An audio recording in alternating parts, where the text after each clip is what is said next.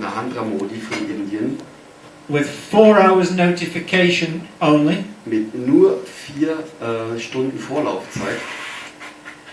this was then maybe just 5 hours before the Donald Trump confirmation of President office. Und das war nur 5 Stunden, bevor Donald Trump offiziell als Präsident gewählt worden ist. Withdrew from circulation Hat aus der Zirkulation 87% of the country's money. 87% des Barvermögens aus der Zirkulation von Indien gezogen. He withdrew the 500 and 1000 rupee notes. Er hat die 500 und 1000 Rupie-Scheine aus dem Verkehr gezogen. The price of gold tripled overnight. Der Preis des Goldes hat sich über Nacht verdreifacht. And now, 6 weeks after, Und jetzt 6 Wochen danach people are allowed, as I spoke to someone in Mumbai today, haben Menschen nur die Erlaubnis, er hat heute mit jemand in Mumbai gesprochen, 4,000 rupees, I think, a week, nur 4000 Rupies Bargeld in der Woche. and that's in the cities. Und das ist bereits in den Großstädten. Outside the cities, Außerhalb den Großstädten people are still queuing for hours to try and get some money. Außerhalb der Städte dürfen Leute sich immer noch anstellen, um ihr Privatgeld umzutauschen in den Banken oder einzuzahlen. No one can pay or buy anything. Niemand kann etwas kaufen oder verkaufen. India is the 7th largest economy on the planet. Indien ist die 7. Wirtschaftsmacht auf diesem Planeten. 1.2 billion people. 1,2 Milliarden Menschen. Most of them cannot exchange their notes unless they have ID. Niemand von denen kann ihr Geld tauschen, bis sie nicht einen offiziellen Pass haben. 90% of the Indian population do not have bank accounts and don't have ID. 90% der indischen Bevölkerung hat keine offiziellen Pässe und kein Bankkonto.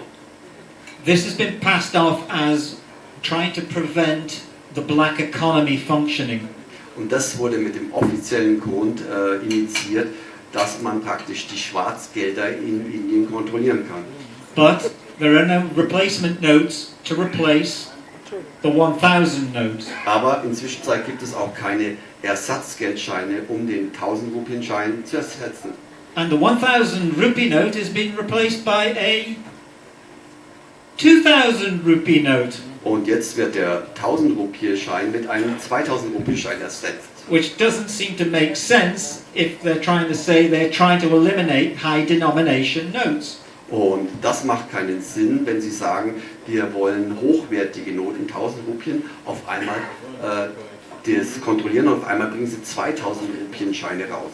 However, what was in place before this happened was something called PayTM.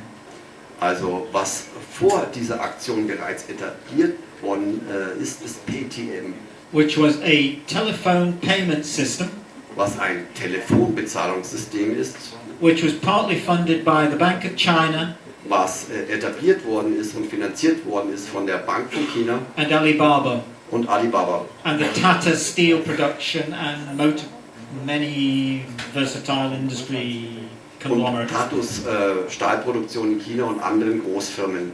And from 1 week from the time of the crisis, obviously to 7 days after, Und vom ersten Tag der Krise bis 7 Tage danach they brought on 10 million new accounts in 1 week. haben die durch diese Aktion 10 Millionen neue Konten kreiert. So, this is a test bed. This is a run. It's called shock testing. They want to see how the system functions before they throw it over to you. Das ist praktisch, wie sie ihr Schocksystem in Indien getestet haben, bevor sie es mit euch anwenden. And the plan is that they will lock down the financial system totally. Und das wird hier sein, dass sie das Finanzsystem total abriegeln. You will be possibly allowed to get so many €100 out, maybe on a daily basis, if they can stock the machines fast enough. Also, und ihr werdet nur ein paar hundert Euro Privatcash haben dürfen, wenn sie fähig sind, die Geldmaschinen schnell genug zu bestücken. If you haven't got cash in your hand or under the bed, you'll have to queue. Wenn ihr kein Geld in der Hand habt oder unter dem Bett, müsst ihr euch anstellen. And then the idea is that it will take 5 to 6 months to introduce the one world global currency. Und dann wird es 5 bis 6 Monate dauern, bis die neue Ein-Welt-Währung etabliert worden ist. Which is called a special drawing right, SDR. Und das nennt man dann SDR, also ein spezielles Banksystem. And on the 1st of October, Christine Lagarde for the IMF allowed China to join the basket of currencies in the SDR. Und praktisch am 1. Oktober wurde auch China erlaubt, in das weltweite Finanzsystem einzutreten. Contrary to all the regulations and policy of the IMF. Und der Internationale Währungsfonds hat da alle seine Regularien gebrochen und China aufgenommen. And why they've done this is for one simple reason. Und der Grund, warum sie das gemacht hat einen simplen Grund. The SDR basket is made up of 4 currencies. Und praktisch dieses SDR-Konglomerat ist aus 4 Währungen. British Pound, Den britischen Pfund, US Dollar, US-Dollars, Euro, Euro Japanese Yen. und japanischen Yen. And so they brought China in because if they attempt to bring in the one world currency, So, und der einzige Grund, warum sie China als 5. Währung aufgenommen ist, hat zu tun, um die eine Weltorder zu etablieren. and they don't introduce or allow China to be in the club, Und they allow it now? if they weren't allowing, if Also they said no, wenn sie China nicht aufgenommen hätten, then they couldn't have a global domination of the currency supply. hätten sie praktisch die globale Dominanz ihrer Währung nicht durchsetzen können. So this is one of the prime signals now that they're moving towards the currency reset. Also, und das ist eines der leuchtenden Zeichen dafür, dass sie praktisch im Endspiel sind für die eine Weltwährung. Okay, and sorry Michael to have made you wait so long, so we're going to try and roll this now. Okay. I will stop it and we'll just go through. If it's too long, I'll also stop. Also ich werde euch jetzt einen sehr interessanten Film zeigen über Geld als Waffe und der wird vielleicht mal anhalten, wenn er zu Michael? lang wird und etwas erklären. Is Michael there? Michael? No, maybe. Michael, Filmstart. Michael. Michael!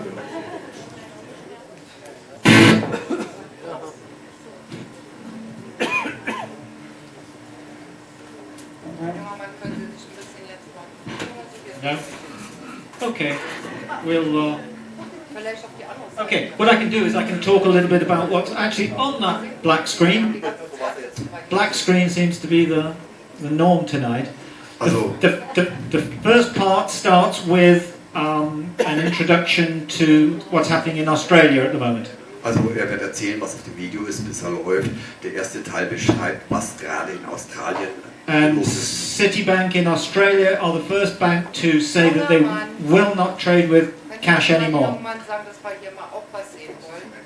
Das geht nicht. Bauen wir die Säulen aus, damit alle was Ja, sehen. das geht nicht. Wir sitzen ja alle die ganze Zeit und können nichts sehen. Oh. Okay, I have a problem with the vision. Okay, Michael, yeah, roll the... Sorry, young lady. Tut ihm leid, junge Frau. If you can... yeah, can we run the video, Michael? Okay.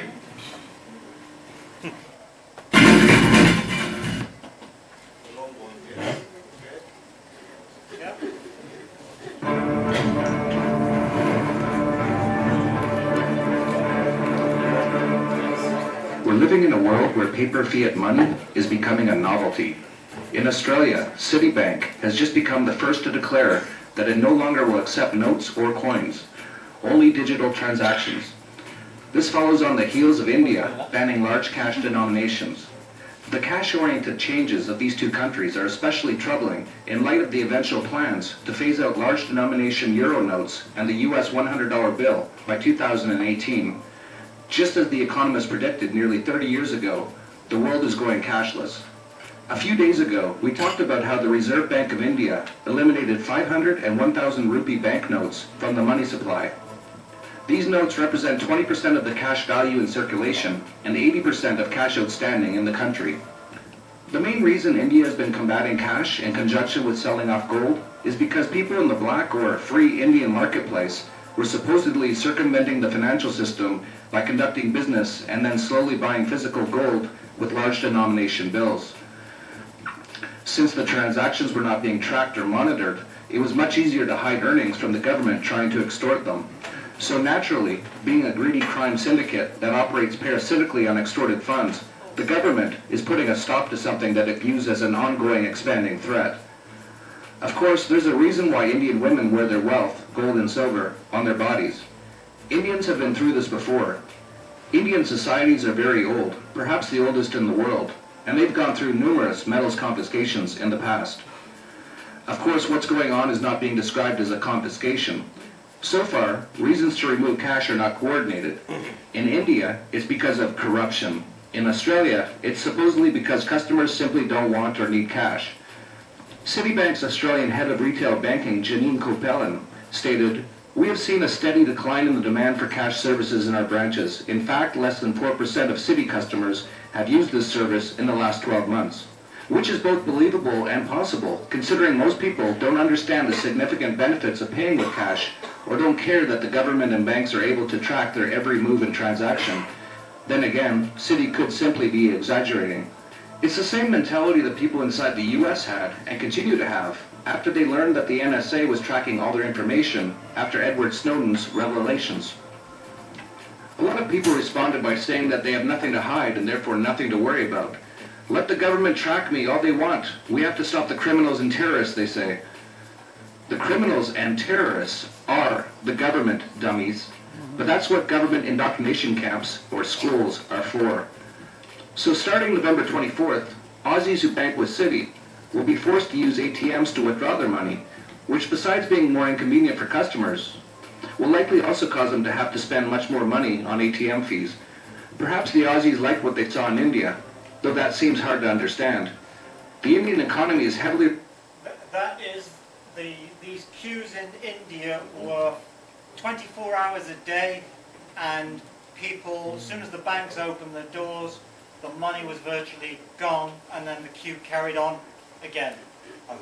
Das zeigt hier die Schlangen aktuell vor den indischen Banken. Das geht 24 Stunden so. Die Leute stellen sich an, bis das Geld aus ist.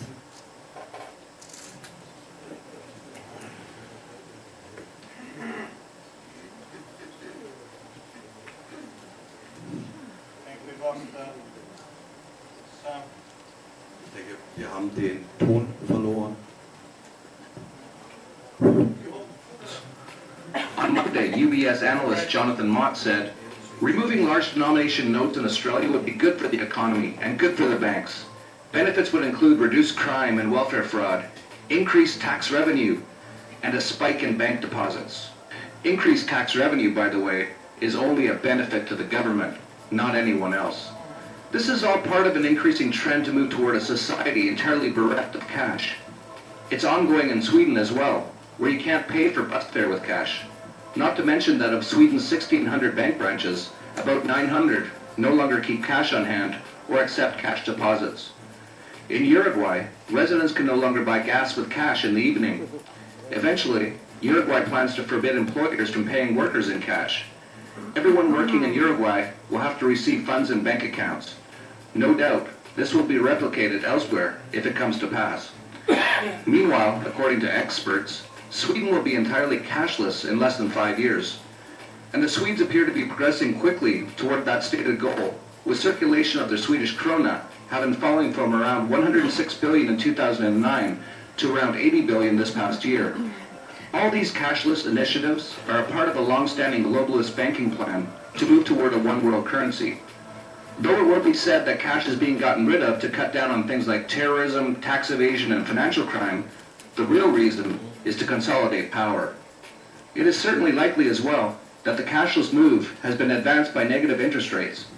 As people face such rates, they are likely to try to remove their cash from banks or convert it to gold and silver, rather than hold cash in banks while paying for the privilege. And yes, there are other real reasons as well.